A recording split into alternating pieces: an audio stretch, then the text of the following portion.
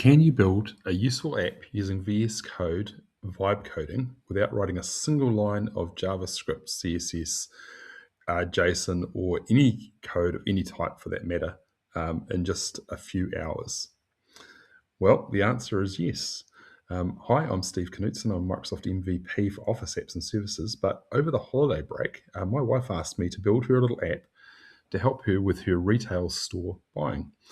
The problem is that in retail, you have to buy. Buying seasons ahead, and you're looking at various lookbooks. And so, what she wanted to do was a way of going, well, these are all the things that I like, and this is how much they cost. But then being able to go back and adjust the budget.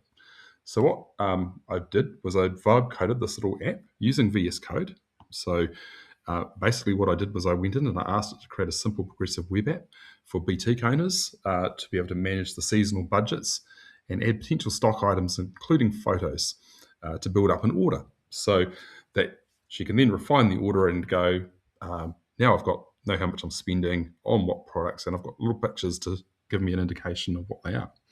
So if I jump back over into here, let me show you how it works. So let's say we've got a brand. I'll use a couple of New Zealand brands that we stock in my wife's shop. I'm going to say we're going to spend, so we want to set ourselves a budget of $5,000 to spend with Tuesday label.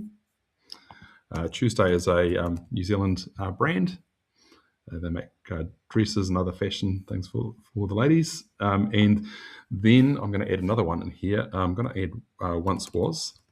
Once Was is an Australian brand that we also stock. So I've got some sample info here for these.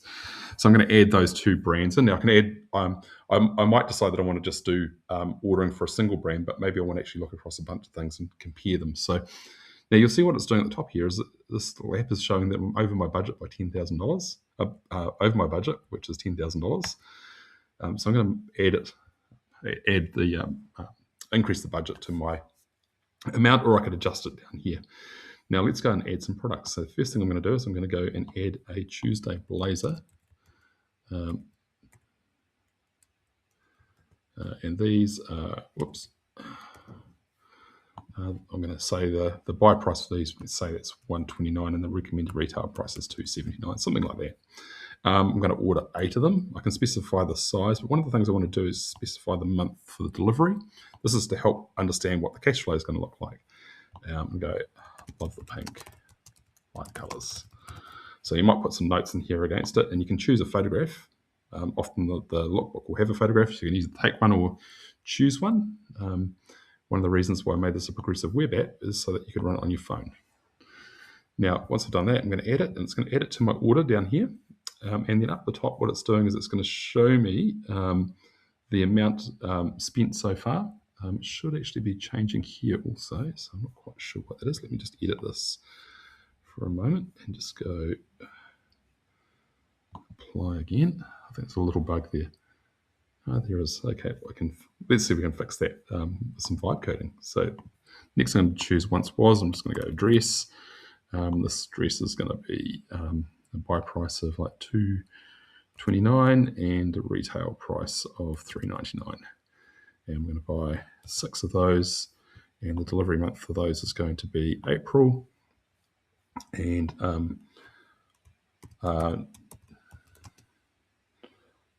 new style. Then I'm going to choose a photograph, and let's just pick the photo from our list here. So we'll just choose this one here.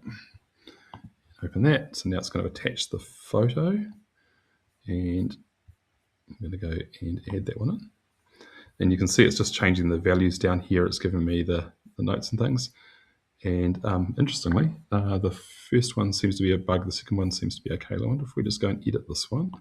This might be a little bug in the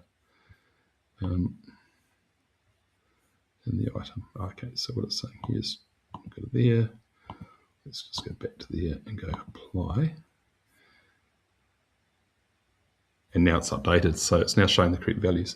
Now, one of the things that happens when you build with vibe coding is that you get kind of a scaffolding app, and then you have to add to it. And you basically do this by talking. So, for example, I wanted to make sure I had dollar signs in front of these fields. When I showed this to my wife, she said, "Could you show the amount spent and the amount remaining to the right of the the budget so that she can look at an individual line. We wanted to add in some color coding up in here. So if I go and say that's 3,000 and that's 2,000, and our total budget is now $5,000. Then what might happen is if we go back down here and add in another address 2, this one's going to be 199, 179 and 349. I'm going to buy 6 of those, and they're going to come in March. And let's choose a photo for these two just to make it look nice. If I pick, let's just go and pick this one here. It's the wrong brand, but never mind. Let's just help demonstrate the functionality. So now what's happening is it's showing me I'm over budget here by that amount. And up here it's showing me that I'm getting close, but maybe if I go like that, and I go 2,000, now my remaining budget is very, very close. If I go 3,800, you'll see the text up here has now got color coding in it.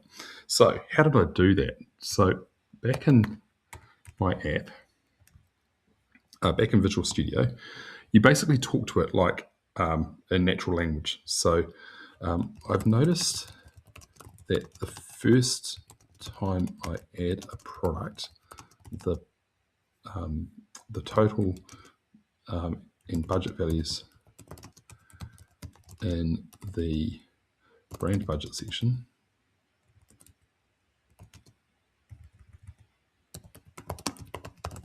do not update unless I edit the product. So what it's doing is it's now going to go out and it's going to look at the code and it's going to see if it can make some changes to the code. While we're waiting for that to happen, you can see it over here doing its thing. But one of the things that I've noticed is it picks up little sort of things that you might think were kind of obvious mistakes, like maybe font size is different, or perhaps I want to add some conditional formatting in. And so when I use the prompt, I'm saying to it, telling it which section the issue is in, and then telling it how to find it. I'm adding in additional fields, for example. So I wanted to show the month field where I picked the month to show the help with the cash flow was something that was new. So we added that in. And then the next thing I wanted to be able to do after that was to filter the orders by month so I could see how much I had in each month. So that was done. So you can see I've written no code. It's doing it all for me. Now, hopefully, there you go. It says fixed. So back in the app now, that it's now saying that amount is fixed. I'm just going to go in here. I'm going to fix this up and say 2,500. So now I've got $52 remaining. But what I wanted to show you is down here. I added these things like filters, so I can now filter and show March. But when I do that, it's showing me the total amount, still not the total amount for the filter amount. So I can go back to VS Code again and ask it to fix that. And I added this, had export and import options, which generate JSON files, but I thought actually maybe it would be useful to be able to export as a CSV as well. So I asked it to export as a CSV. When it did that, it included the binary string for the image in there, which I didn't need. So I asked it to remove that in the next prompt and sort of carrying on in that sort of style. So the total effort from start to finish, about 2.5 hours. So there we have it. Am I impressed with the vibe coding capabilities of VS Code?